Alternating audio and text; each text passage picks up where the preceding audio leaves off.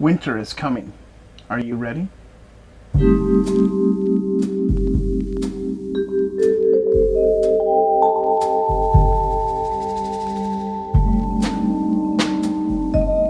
Hey guys, Ron and Jim here.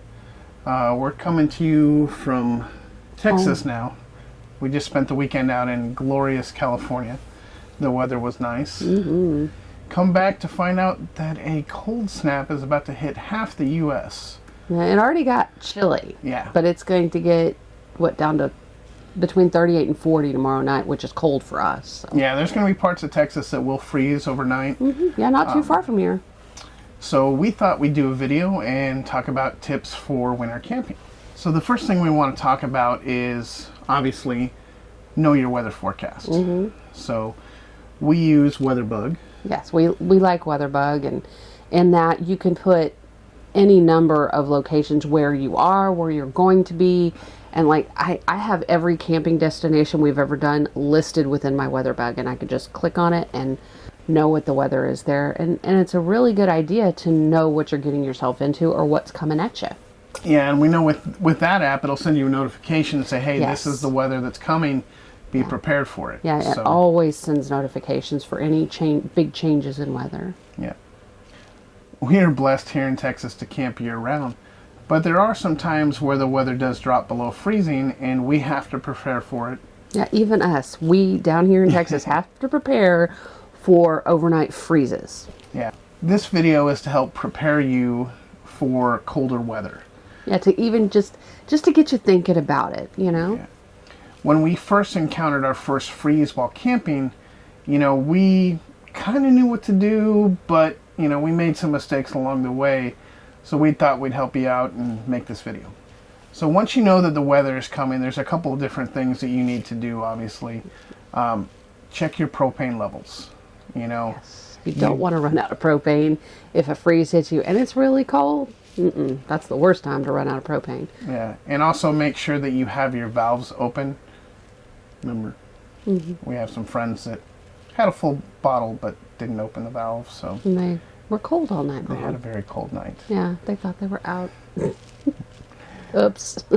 And before you need it, test your heater. Make sure that it's functioning. Make sure you know what make and model heater that you have in case you need to order spare parts. Yeah, if you need to troubleshoot something. Oh, and when you initially turn on that heater for the first time of the season, make sure it's not, if you're just a weekend warrior or whatnot, make sure it's not while you're camping that you turn it on for the first time.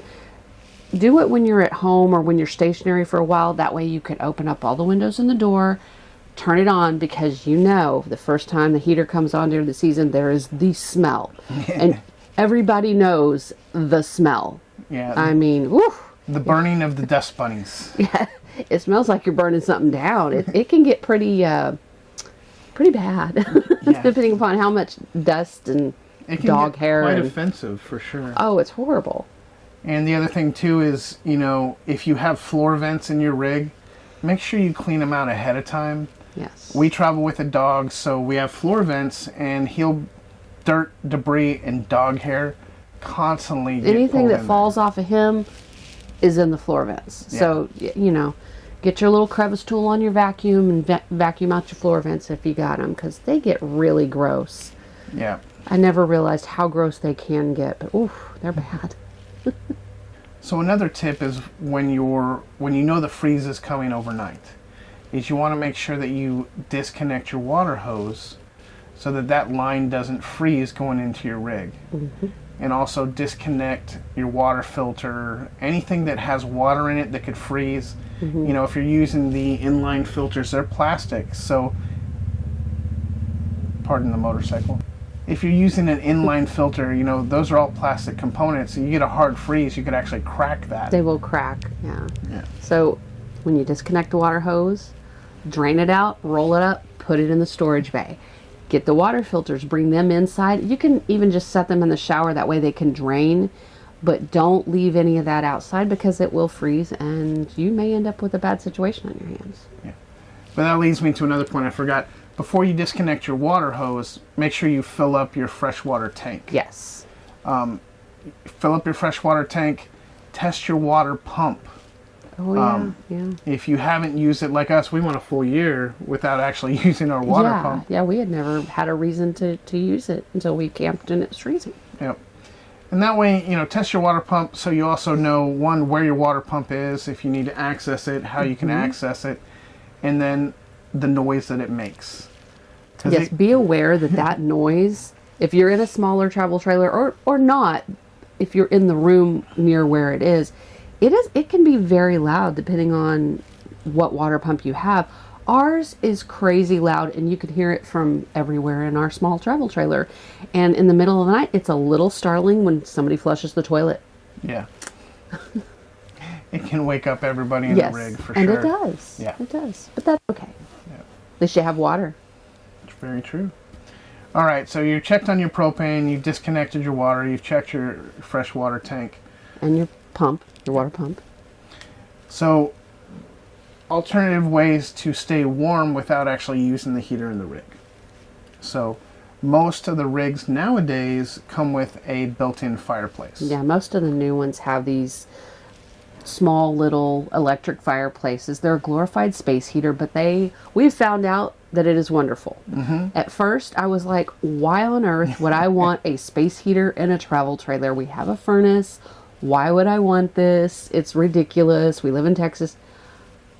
I swear, if it's not going to be below freezing, use the space heater. Yeah. It will heat the entire place. Those things are strong. Yeah, we've had to actually wake up in the middle of the night, turn it off or turn it down because it got so hot in here. Yeah, they're very, very powerful little heaters. Yeah, and we've used ours constantly when we're camping and it's cold outside. We also travel with a small portable heater. Yeah, it's a little cube literally about this big, and that thing can heat up the entire bedroom in a very short amount of time. But you got to be careful with those because you want to make sure that you plug them directly into the wall. You don't want to use an extension cord unless that extension cord is rated to handle that kind of heat and volume. Yeah. Also, if you have a space heater and you're going to put it in your camper, get a new one. Don't use an old one that's like 20 years old or something. Get something that's new that has an anti-tip feature. That way, if it's even slightly knocked off center, it will just shut itself down. Yeah. Like the one I have, it just, when it's set down, it presses a button in. If it slightly tilts or falls over, it shuts itself off and won't work until you right it. So yeah, and be aware of what's in front of the heater that you don't want to melt things or set something on fire. Exactly. You don't want to melt something and create another issue. Yeah, most space heaters will tell you don't put anything within 3 feet, a 3 feet radius around the whole thing, and that is very true. Which can be very hard to do in an RV Yes. based off of your limited space. Yes. So you just have to be cautious. yeah. So now that you've got your rig nice and toasty and warm, the one thing you need to worry about is moisture. And the way we combat that is with a series of dehumidifiers or moisture absorbers. Moisture absorbers, yes. So yeah, if you've been camping for any length of time, you've had an RV for a while, you know that moisture in an RV is its worst enemy. We have gone from the hanging moisture absorbers, and we would hang one in each area. We've used damp red tubs, and we've put those under the couch because the slide box here gets really, really damp because the walls are thinner and we're heating it up. The heat comes directly at this way because our fireplace is literally right there. Yeah. And so it gets moist over here. So, and then we have 2 little electric, they're just little plug-in dehumidifiers. I can't even talk. yeah. And they do an amazing job of pulling that moisture right out of the air. Yeah, we use the plug-in dehumidifier for the main cabin of the RV. Yeah, the and living then kitchen area. The smaller ones we'll put in cabinets and, like Rhonda said, under the couch. Yeah. In the slide. Yeah, You know, over here it just gets really less, especially up under the couch. It collects a lot of moisture under there, so yeah. So you I gotta mean, combat it. yeah, and just your rig better than anybody else. So just plan accordingly with that. Just combat that moisture for sure. Yeah, if you've had your rig for any length of time, you will know where it gets the most humid, the most damp feeling in it, and that's where you should always put a little tub of damp rid or a little hanging thing to absorb that moisture. It'll help a lot too. And ways to keep the heat in, Reflectix. People always talk about Reflectix in the summer. It's also good for the winter. It's also good for the winter, especially your exterior wall cabinets, line those, your windows for sure. Yeah, especially if you're in a super cold climate, you'll want to line the insides of your cabinets too, because you will be really surprised at how much heat can escape through those walls and how much cold will come in at you from there. Yeah, and also, your vent fan openings, they make the insulated pillows, which we have one in ours. Yeah. And possibly your skylight, it's kind of one of those deals where you don't know what gets cold until you've experienced cold. Your rig one room might be great, but you walk into the bathroom and it's an ice box because, you've got cold air seeping in from all those different access points. Yeah.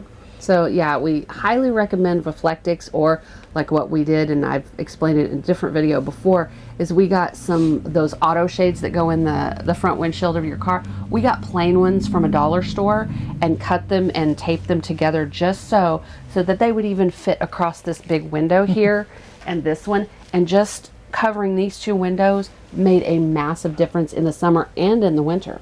Yeah.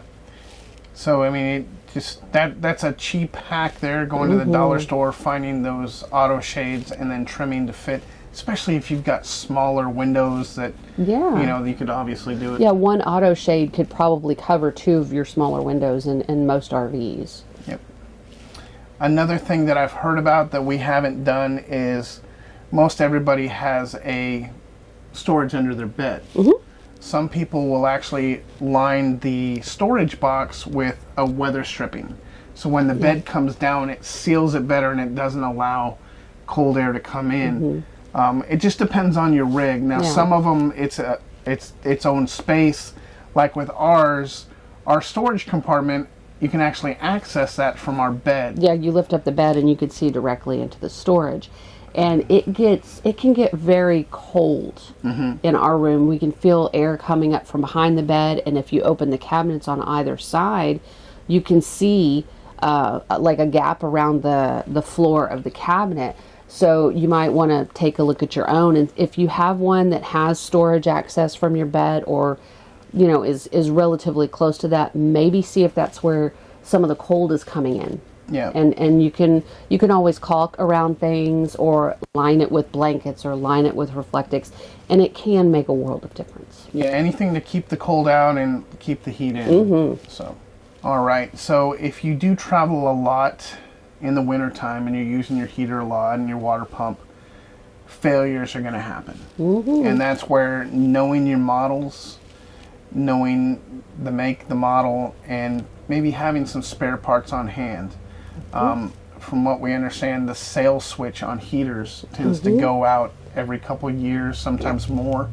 So that might be something, if you're going to be camping a lot in the winter months, you may want to have a backup sail switch. Yeah, just have one on hand. And if you can't fix it yourself, you might be able to call somebody, an RV tech, a mobile one, that could come out and switch it out. If you have the part, then, they could be able to help you a lot quicker. Yeah, and just like I said about knowing where your water pump is, know where your heater is. Can you access it? Do you think you could do the repair yourself? Having some spare parts, and if you're handy, able to actually switch them out, then you can save yourself a lot of money and then keep yourself warm. Because that stuff breaks down in the middle of the night, most inopportune time, 2, 3 in the morning, coldest part of the night. Yeah. So, and that's where having a backup space heater will definitely help. Oh, yeah. So, there are other things that we won't go into because we know nothing about skirting for an RV for long-term stay. We have no idea. No. So yeah, long-term campers with the bigger propane bottles that outside, we've never had to use those, and don't know anything about that, But these are just things that we know about that we're telling you. And that's where YouTube is a great resource. There's other channels out there that go more in depth with certain aspects. So always use YouTube as a resource. All right, well, that's all we have for you. We hope that you enjoyed this and you found it somewhat useful. And hopefully you can get out there and enjoy a little bit of winter camping if that's what you're into. You know. We know we are. So until next time, we'll see you out there. See you out there. Bye.